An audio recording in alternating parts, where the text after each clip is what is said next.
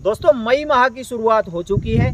ऐसे में मई के अंदर 3 से 4 फसलों की दोस्तों जो नर्सरी तैयार की जाती है। मई के अंदर कितने तारीख के बाद में हम वो नर्सरी की तैयारी करें। और आपको पता है कि मई माह के अंदर दोस्तों अभी गर्मी का और लू का भी प्रचंड जो है प्रकोप चल रहा है। तो जो हम नर्सरी लगाने जा रहे हैं आखिर उसके अंदर कौन सी वो विधि अपनाएं जिससे हम अपनी नर्सरी को गर्मी और लू से बचाते हुए दोस्तों हम सेफ जो है नर्सरी अपनी तैयार करें।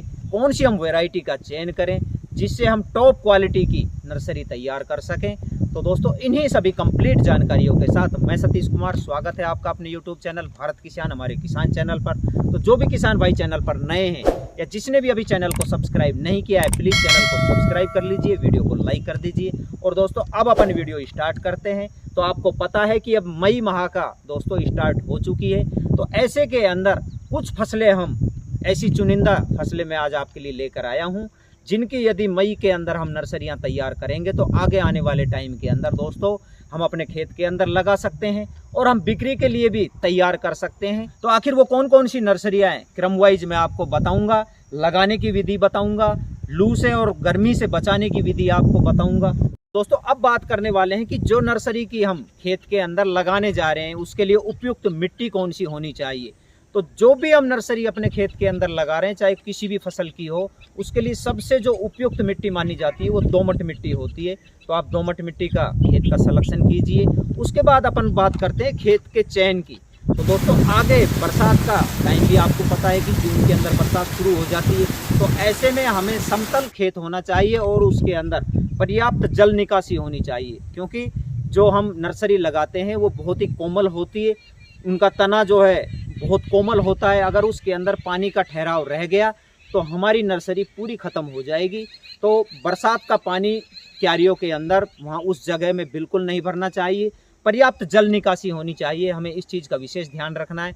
अब बात करते हैं दोस्तों जो नर्सरी हम लगा रहे हैं उसके लिए तैयारी और खाद प्रबंधन हमारा क्या होना चाहिए। तो दोस्तों जहाँ पर भी हम नर्सरी लगा रहे हैं, जितनी भी जगह के अंदर लगा रहे हैं उसकी बढ़िया से जुताई कीजिए और उसके अंदर देसी खाद दोस्तों आप ज़रूर डालिए, क्योंकि कोई भी हम नर्सरी डालते हैं तो उसके अंदर देसी खाद जो होता है वो उसके अंदर जो जितने भी पोषक तत्व होते हैं वो उसके लिए बहुत ही ज़रूरी होते हैं। तो आप देसी खाद का यूज ज़रूर करें। उसके बाद बात करते हैं अपन रासायनिक खाद की। तो उसके अंदर आप DAP भी डालिए और थोड़ा नाइट्रोजन डाल दीजिए और पोटास, ये चीज़ें डालकर दोस्तों उसके बाद में दोस्तों अपन बात करने वाले हैं कि जिस भी प्लॉट के अंदर आप नर्सरी लगाने जा रहे हैं उसके अंदर गर्मी और लू का हम जो प्रकोप होता है उनसे अपनी नर्सरी को किस प्रकार से बचाएं। पहले मैं आपको उपचार बताऊंगा, उसके बाद में मैं आपको नर्सरियां बताऊंगा।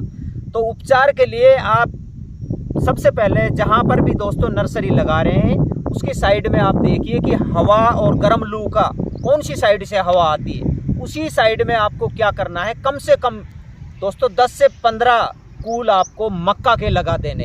तो आप नर्सरी के साथ साथ मक्का की फसल भी ले सकते हैं और जो हमारी नर्सरी होगी उसके अंदर गर्म हवा का प्रकोप नहीं होगा।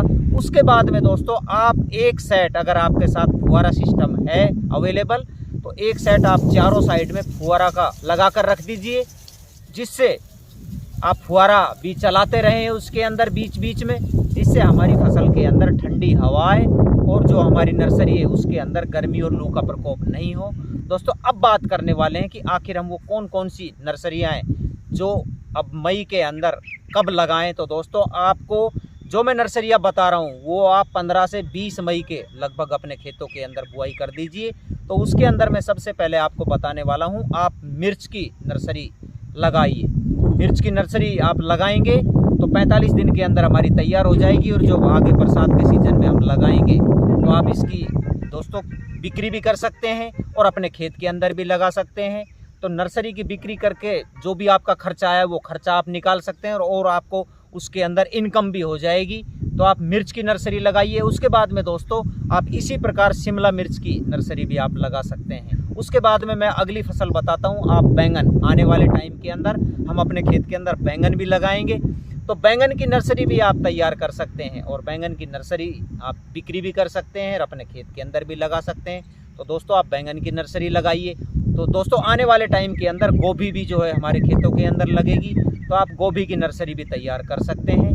तो दोस्तों ये मैंने कुछ नर्सरियाँ आपको बताई है। यदि इन नर्सरियों को आप मई माह के अंदर तैयार करेंगे तो अपने खेत के अंदर भी लगा देंगे, जो उसके अंदर खर्चा आया उसकी आप बिक्री भी कर देंगे। दोस्तों ये जो हमने नर्सरियाँ अपने खेत के अंदर बुआई की है, बढ़िया सा बीज का सिलेक्शन करने के बाद में जब हम नर्सरी को, या तो आप आजकल मशीन चल रही है अंदर बीज की बुआई कर दीजिए, लेजर मशीन ऐसी आ गई है, होती है, अच्छी नर्सरी तैयार होती है। तो या तो आप मशीन से बुआई कर सकते हैं या आप हाथ से छिड़काव कर सकते हैं और फिर उसके बाद में दताड़ी से उसको मिला दीजिए, या हाथ से मिलाने के बाद में दोस्तों अब अपना इसके अंदर अगला पॉइंट आता है कि हम पानी जो दे रहे हैं वो किस विधि से दें।